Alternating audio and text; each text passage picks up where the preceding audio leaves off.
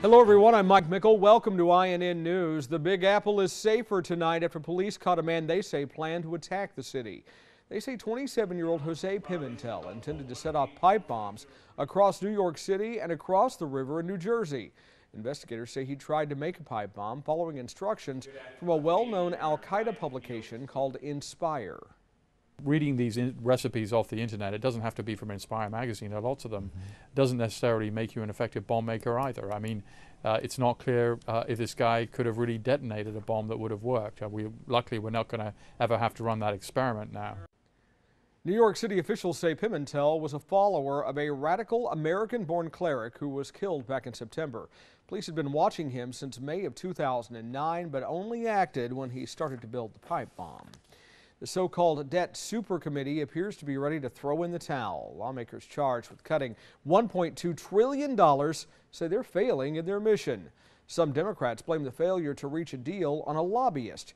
Grover Norquist got all the Republican members of that committee to sign a pledge promising not to raise taxes. We're not going to raise taxes to pay for Obama's government. We're going to reduce the size of Obama's government. The pledge makes it easy to tell who's on which team. That's why the Democrats don't like it, because they don't like open promises, public commitments to voters. So the whole deal is really being held hostage to this idea that the wealthiest people in America ought to get a bigger tax cut while everybody else chips in. I don't think anybody in America thinks that's fair.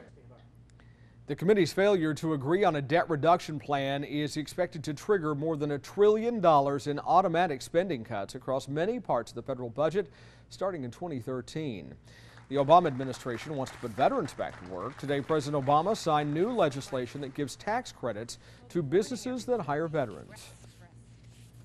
The message is simple. For businesses out there, if you are hiring, hire a veteran. It's the right thing to do for you. It's the right thing to do for them, and it's the right thing to do for our economy.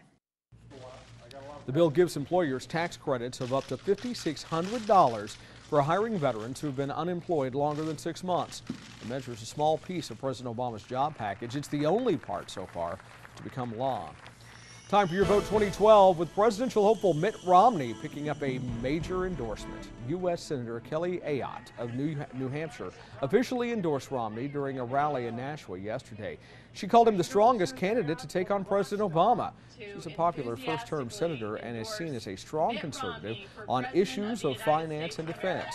Her support has been highly sought after.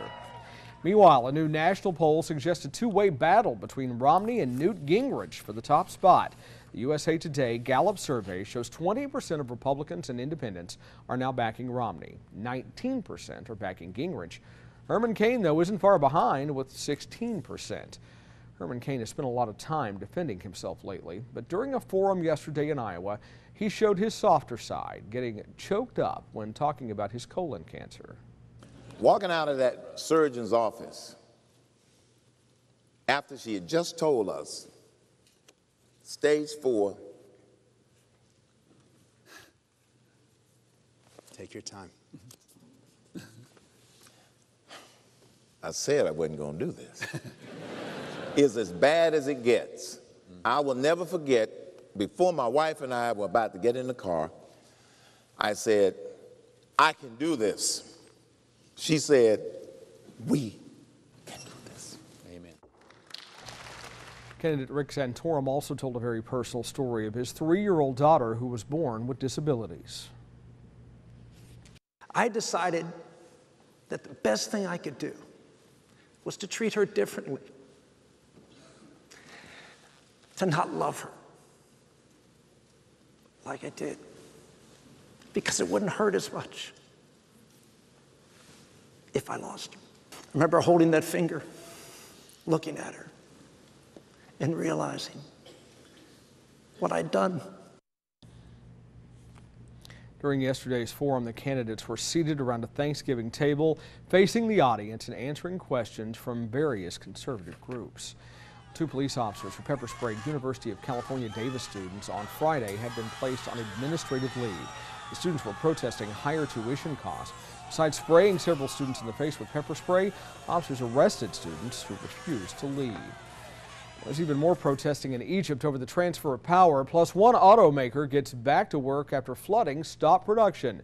Here's your global news now.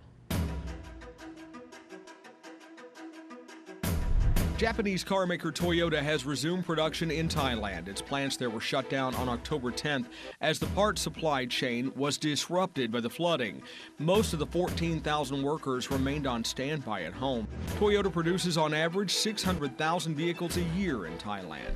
Egypt is dealing with a third day of unrest in Cairo's iconic Tahrir Square. 10 people were killed, more than 1,700 hurt during Sunday's protest against the military rulers. They promised to transfer power to a civilian parliament and president, but many Egyptians are dissatisfied with the slow pace of reform.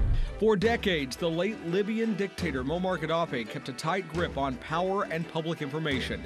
Now, for the first time, books banned by the regime are on display in Tripoli.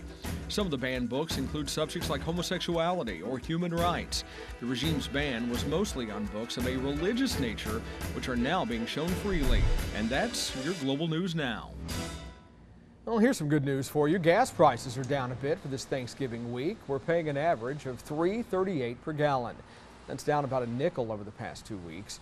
Analysts say the bad economy has reduced demand, and the end of daylight saving time means fewer drivers are heading out after dark. It means they're using less gas.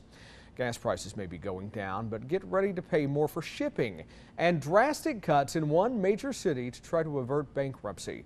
Bill Doherty gets back to business. The city of Detroit is still reeling from the news that more than 1,000 city jobs are being cut. The Motor City is facing a $45 million cash shortfall. Detroit's mayor says the city could run out of money by April and possibly face bankruptcy. You'll pay more to send packages starting next year through UPS. Higher rates for most shipping services begin January 2nd. Ground shipments are going up nearly 6%, so will next day and second day airfare rates. Air and international shipment rates are going up nearly 7%. But there is some good news. UPS is dropping its fuel surcharge by up to 2% next year. You've heard of Groupon, Living Social, and Scout Mob, but now this. A Minnesota man has created a new coupon website that's just for liquor lovers. It's called clickerstore.com. 33-year-old Dwayne Burcham spent months researching the concept and quickly found local liquor stores had very little online presence. So he signed up dozens of stores where people can scour the deals and print a coupon to take to the store. Some locations say they've already seen a boost in sales. We're back to business. I'm Phil Doherty. Well, some people will do anything for a great deal. I could not believe that somebody would wait out here for 3 or 4 or 5 days just for the Black Friday event. They are the most serious shoppers you'll ever see, where they are camping out to cut costs this Christmas. And women are coming off their high when it comes to shoes. What's bringing them down? That story's coming up on INN.